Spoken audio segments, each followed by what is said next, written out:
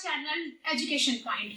My name is Priyanka Arora. आज मैं आपके साथ डिस्कस करने जा रही हूँ कि what are the components that will come under the ecosystem. अभी तक हमने डिफाइन कर दिया है कि इकोसिस्टम क्या है, लेकिन अभी तक हमने ये डिफाइन ही नहीं किया कि कंपोनेंट्स जो होते हैं वो इकोसिस्टम के अंदर कौन कौन से आ सकते हैं। हमें पता है कि जो इकोसिस्टम है it's one of the functional and the structural unit of the living being and the non living being.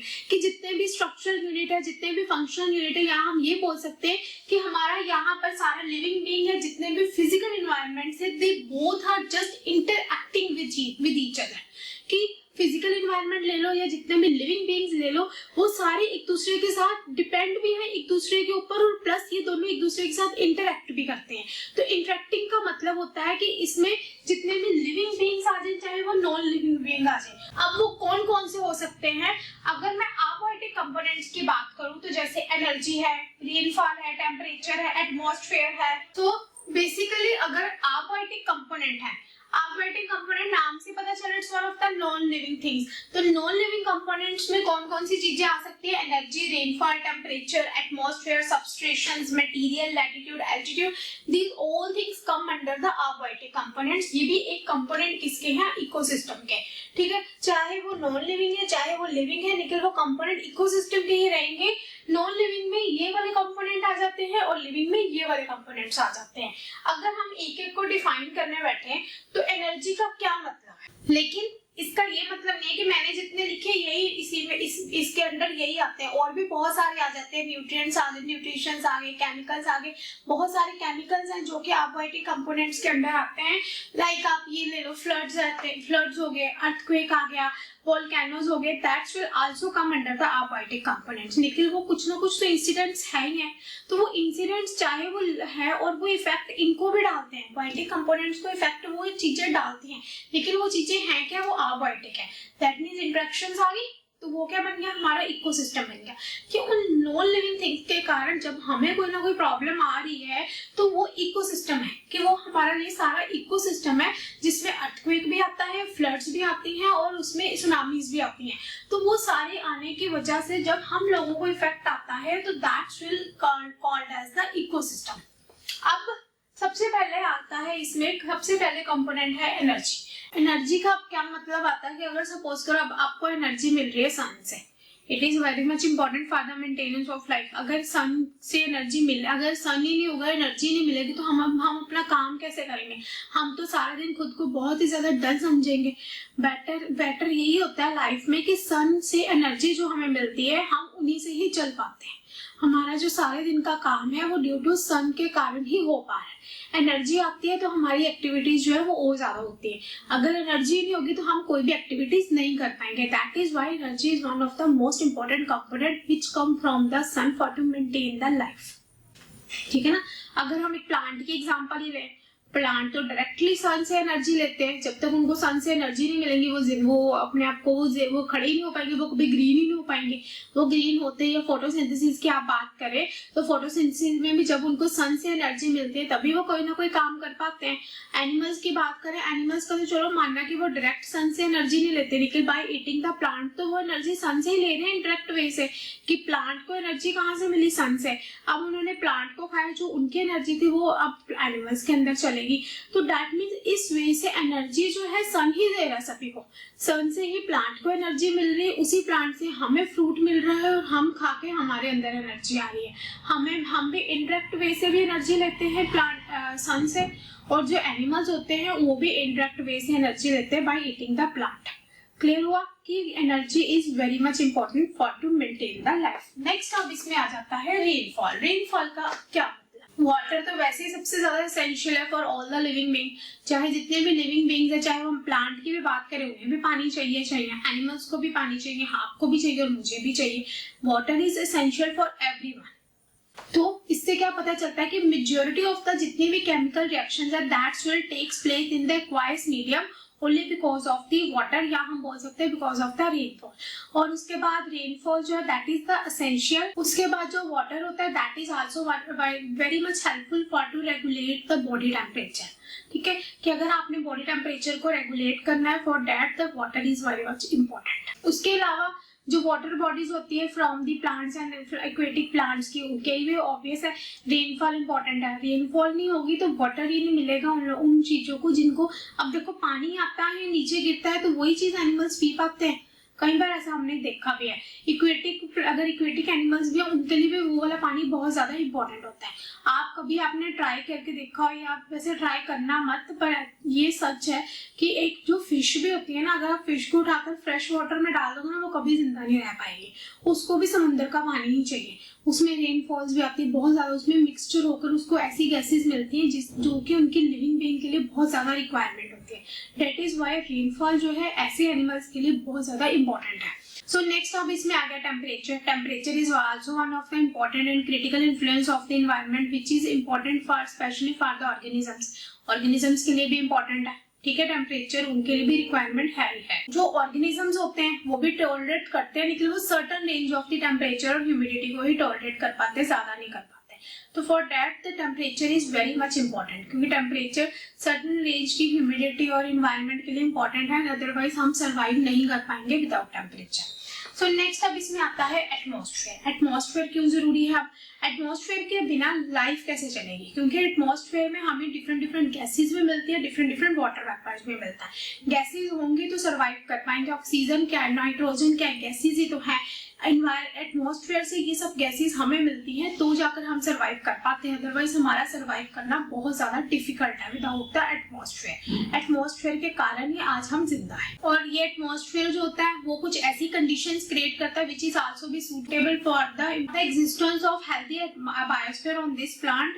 जो ये क्या कहते हैं एटमॉस्फेयर जो है that is very much important.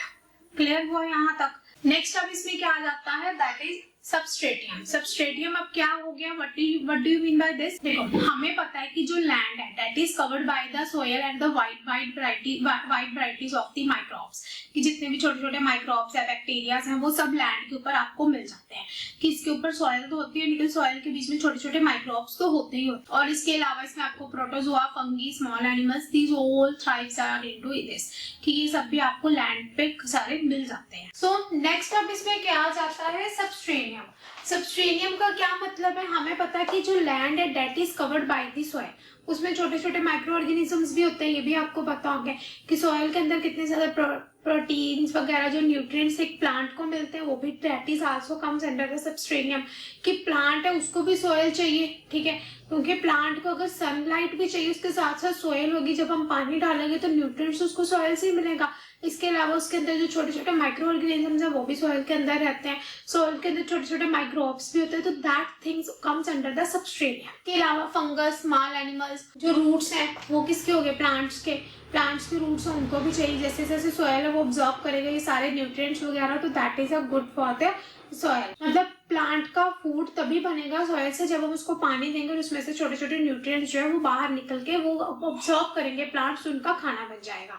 अब इसके अलावा जैसे हम ऑर्गेनिजम्स की बात करते हैं, कई प्लांट्स की बात करें तो वो दो टाइप के होते हैं, चाहे वो टेरेस्ट्रियल भी हो सकते हैं, चाहे वो इक्वेटिक भी हो सकते हैं। अब टेरेस्ट्रियल होंगे तो वो वुडी प्लांट्स होंगे, जो इक्वेटिक होंगे वो सारे प्लांट्स कहाँ चले जाएंगे, वहां पे जो कि समुंदर वगैरह के अंदर होते हैं, जो पौधे सिर्फ उगते हैं प्लांट्स की जगह, वुडी नहीं होते हैं, उसमें वुड नहीं होती, ठीक है। वुड के बिना जो होते हैं plants that are the aquatic plants, because most of the aquatic plants, animals and microbes that are live in the fresh water as well as in the sea, ठीक है। लेकिन कुछ माइक्रोब्स ऐसे भी होते हैं जो हॉट वाटर में भी रहते हैं, ठीक है। जितना भी गर्म पानी उसके अंदर भी आपको छोटे छोटे माइक्रोब्स मिल जाएंगे। दैट मीन्स पानी जो सा मर्जी ले लो, चाहे वो फ्रेश है चाहे दूसरा है, हर जगह कुछ ना कुछ माइक्रोब्स, कुछ ना कुछ ऑर्गेनिजम्स होते ही होते हैं, ठीक है। सो एवरीथिंग जो चीज जहाँ पे रह रही है, सर्वाइव कर रही है, वो सब सबस्ट्रेनियम के अंडर आ जाते हैं।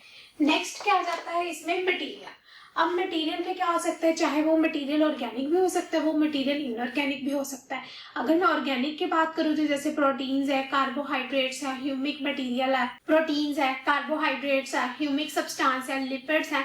So these all things come under the organic compound या ऑर्गेनिक कंपोनेंट बोला जाता है। मटेरियल के अंदर जो ऑर्गेनिक कंपोनेंट्स है उसमें ये सब होता है, ठीक है। क्योंकि ये जो प्लांट्स होते हैं, ये बॉडी कंपोनेंट में अगर हम जब प्राइमरी प्रोड्यूसर की बात करेंगे तो ये हमेशा इनके ऊपर डिपेंड करेगा मटेरियल पे। इनको जो प्लांट जो इनको फूड वगैरह मिलना है वो इन्हीं मटेरियल से मिलना है। वो मटेरियल कौन से होंगे जो इसके अंडर आएंगे, ऑर्गेनिक कंपोनेंट के अंदर। ऑर्गेनिक कंपोनेंट के अंदर अब कौन कौन से आ रहे हैं, प्रोटीन्स आ रहा है, कार्बोहाइड्रेट्स आ रहा है, और इसमें आ रहा है लिपिड्स वगैरह आ रहे हैं, ह्यूमिक कंपोनेंट्स आ रहे हैं।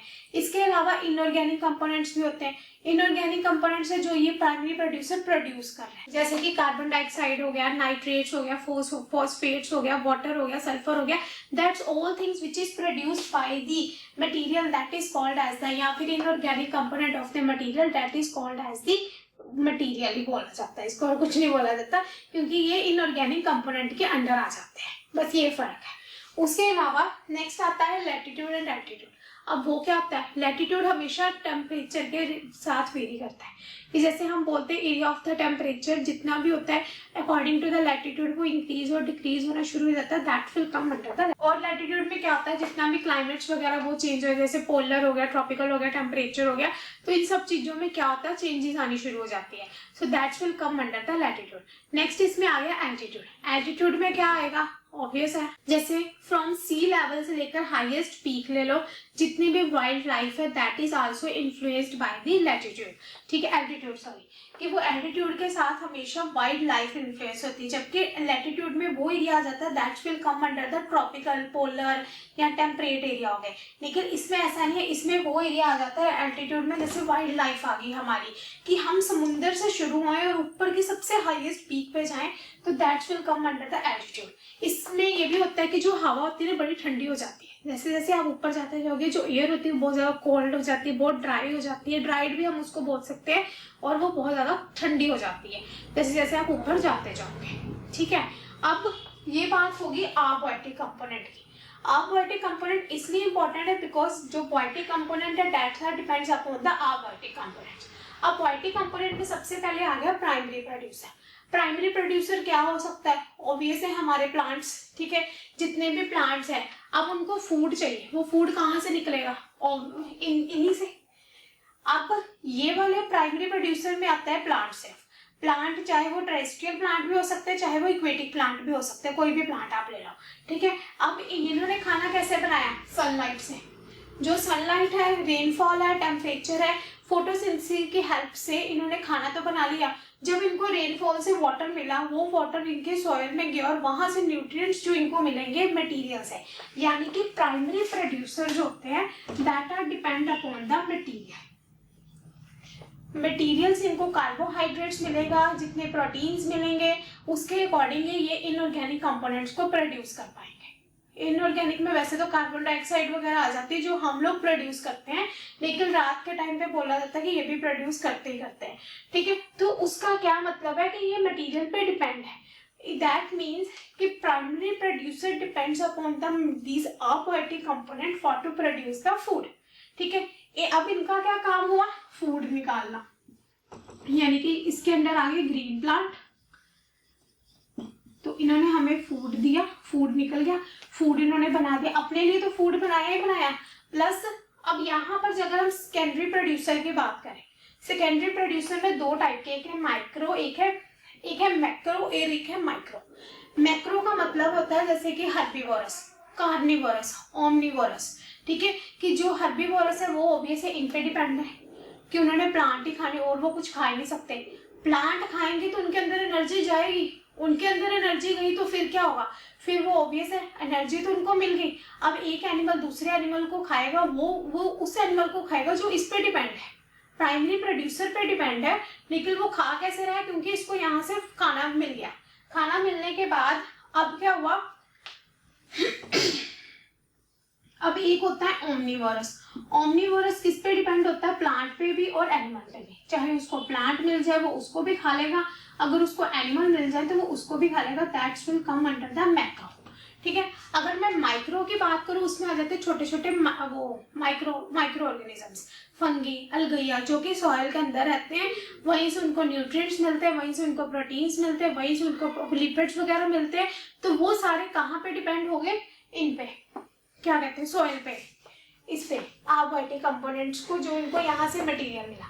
दैट मीन्स कि अगर हम प्राइमरी प्रोड्यूसर की बात करें, चाहे हम सेकेंडरी की बात करें, तो ये दोनों both of these are depends upon the abiotic component, ठीक है। इसके बिना इनका कोई काम नहीं है, इनको खाना इसके बिना नहीं मिलना। ये बात हुई पूरी कंपोनेंट ऑफ द इकोसिस्टम की, कि कंपोनेंट ऑफ इकोसिस्टम में दो तरह के इकोसिस्टम आते हैं, अबॉयटिक भी आते हैं, बॉयटिक भी आते हैं। बॉयटिक यानी कि हम लोग हैं, बट हम लोग भी इन चीजों के ऊपर डिपेंड हैं, हम लोग इनके बिना सरवाइव नहीं कर सकते। ये है तो हम हैं, अदरवाइज हम भी नहीं है। समझ आई बात की, कि प्राइमरी प्रोड्यूसर है, प्लांट्स है तो हम जीवित हैं, ये हमें फ्रूट्स दे रहे हैं तो हम खा रहे हैं, ये हमें वेजिटेबल दे रहे हैं तो हम बना रहे हैं, ये हमें जो चीजें देते हैं हम उसी के अकॉर्डिंग सरवाइव कर रहे हैं। ठीक है, वही माइक्रो है, वही ये मैक्रो है। मैक्रो ऑर्गेनिज्म में भी यही चीज आ जाती है कि जितने भी एनिमल्स हैं एक दूसरे के ऊपर डिपेंड है, क्योंकि दूसरा एनिमल अगर उसको मिलेगा खाने को तभी वो जिंदा रह पाएगा। अगर हम लॉयन की बात भी करें, जब तक उसको मिलेगा नहीं डियर, तो वो कैसे जिंदा रहेगा। तो ये वे है कि कैसे बंदा एक दूसरे के ऊपर डिपेंड हो रहा है। ठीक है, तो that's will come under the component of the ecosystem. अब एक इसमें और आ जाती है टर्म इकोटोन। इकोटोन क्या होती है?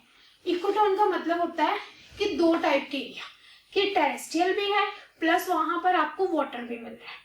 ठीक है, जैसे मैंग्रोव फॉरेस्ट आप ले लो, उसमें आपको क्या मिल रहा है? टेरेस्ट्रियल एरिया तो है ही है, कि लैंड भी है, कि आधा जो एरिया है ये मेरा एरिया है, ये आधा जो है उसमें लैंड है और आधा एरिया जो है उसमें वाटर है। ठीक है, वो दोनों एरिया को मिलाकर जो एरिया बना that's will come under the ecotone. ठीक है, ये चीजें भी इन्हीं में आ जाती हैं, कि इनको दोनों चीजों की रिक्वायरमेंट होती है। ठीक है, अब और इसमें क्या आ गया, क्लासिफिकेशन करते हैं अब इसकी इकोसिस्टम की। क्लासिफिकेशन में क्या क्या आएगा, चलो देखते हैं। अब क्या आता है, कंपोनेंट ऑफ एन इकोसिस्टम में goods and service that's will come under the ecosystem, कि कौन कौन सी गुड्स है, कौन कौन सी सर्विस है जो कि इकोसिस्टम हमें प्रोवाइड करता है। सबसे पहले इसमें आ गया food, fuel, fibre, air, water, सबसे इंपॉर्टेंट है ये। उसके बाद आता है goods and service that's will come under the ecosystem, जैसे फूड है, फ्यूल है, फाइबर है, एयर है, वाटर है, that is also one of the goods जो कि ये इकोसिस्टम जो है हमें प्रोवाइड करवाता है। उसके बाद शेल्टर, बिल्डिंग मटेरियल, ये भी एक गुड्स है जो कि हमें इकोसिस्टम देता ही देता है। अगर, क्योंकि देखो इकोसिस्टम का मतलब ही क्या है, पूरा इन्वायरमेंट। पूरे इन्वायरमेंट में हमें क्या चाहिए, हवा, पानी, सब कुछ तो चाहिए। हवा, पानी, फूड वगैरह, ये सारा कुछ जो भी चाहिए that's will come under the ecosystem. Shelter भी यही हमें प्रोवाइड करता है। उसके बाद जो सर्विस है, जैसे कि डिकम्पोजिशन एंड जैसे कि detoxification and decomposition of the water wastage, तो वो भी इसी के अंडर आ जाती है। उसके बाद stabilization and modernization of the climate of the earth, की इसको जो क्लाइमेट है अर्थ का उसको कैसे मॉडर्नाइजेशन करना, वो भी गुड्स जो है that's will come under the ecosystem. इसके अलावा और भी बहुत सारी सर्विस आ जाती है, like generation and renewal of the soil fertility, including the जितनी भी soil fertility and nutrient cycling से वो क्या करते हैं, वो रिन्यू कर देते हैं। ठीक है, वो भी इकोसिस्टम के अंडर आ जाती है। वो आप थोड़ा रिन्यू करने चाहते हो, वो इकोसिस्टम ऑटोमेटिकली न्यूट्रिएंट साइकिल की हेल्प से क्या करता है, उन सब चीजों को रिन्यू कर देता है। तो ये मॉडर्नाइजेशन करना, ये सब एक सर्विस है that's will also come under the ecosystem. और ये वाली जो ये गुड्स हैं जो कि हमें इकोसिस्टम जो है हमें प्रोवाइड करता है। क्लियर हुआ? अब क्लियर हुआ कि आज मैंने आपको क्या करवा दिया, कंपोनेंट ऑफ द इकोसिस्टम बताए सारे। उसके बाद क्लासिफिकेशन बताई कि इकोसिस्टम में क्या क्या कैसे कैसे आ रहे हैं मटेरियल्स। उसके बाद गुड्स एंड सर्विस जो कि इकोसिस्टम के अंडर आते हैं वो करवाए। अब इस वीडियो में अगर आपको फिर भी कोई प्रॉब्लम लगती है, you can comment me the question. So thank you so much for today. If you